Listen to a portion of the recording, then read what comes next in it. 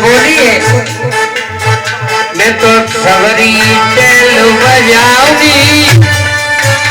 बगे लाल को गोद खिलाऊंगी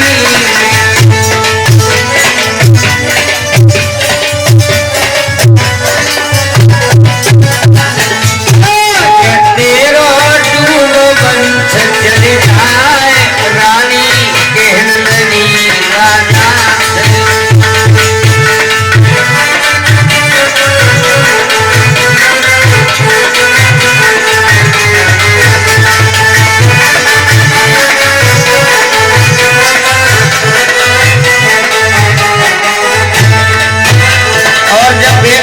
हो जाएगा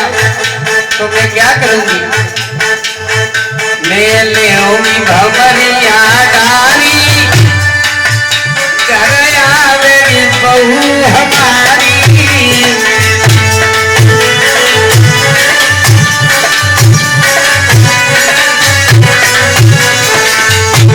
एक गाय के कह देवेंद्र कुमार रानी कहने लगी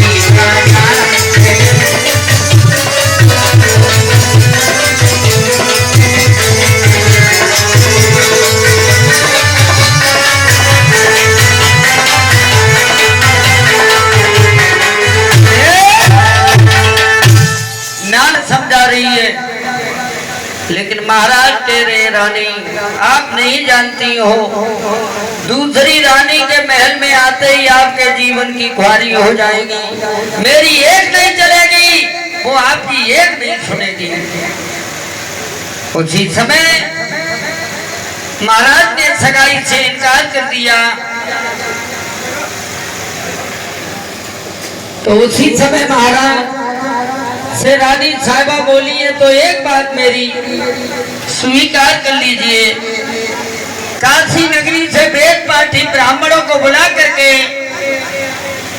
और पत्रा में दिखा लीजिए कि हमारे और आपके बीच में संतान है या नहीं उसी समय महाराज ने कहा रानी ये बात सच है काशी नगरी से वेद पाठी ब्राह्मणों को बुला लेते हैं और पत्र हमारे और आपके बीच में संतान है या नहीं उसी समय महाराज ने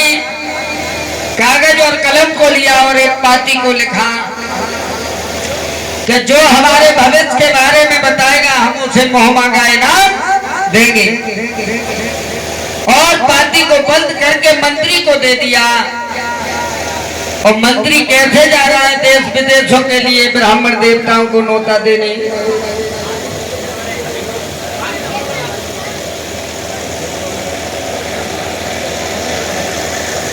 आपके समझ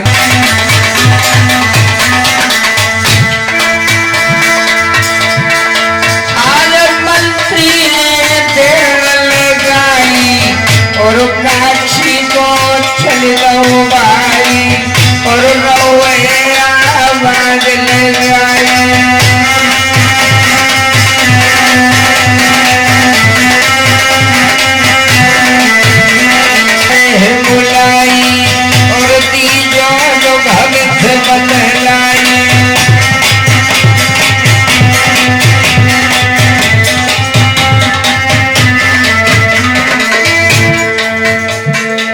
जो महाराज भविष्य बतलावे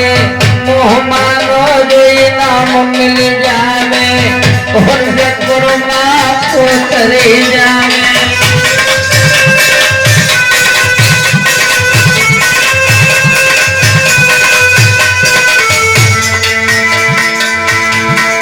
आवाज लगा रहा है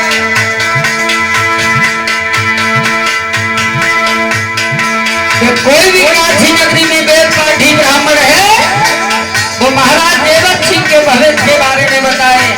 तो महाराज मोहमा का इनाम देने को तैयार है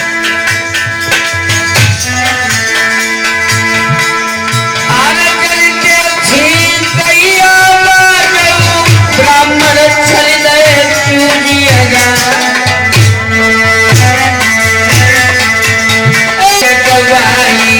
और कदरे बाकी सीध लगा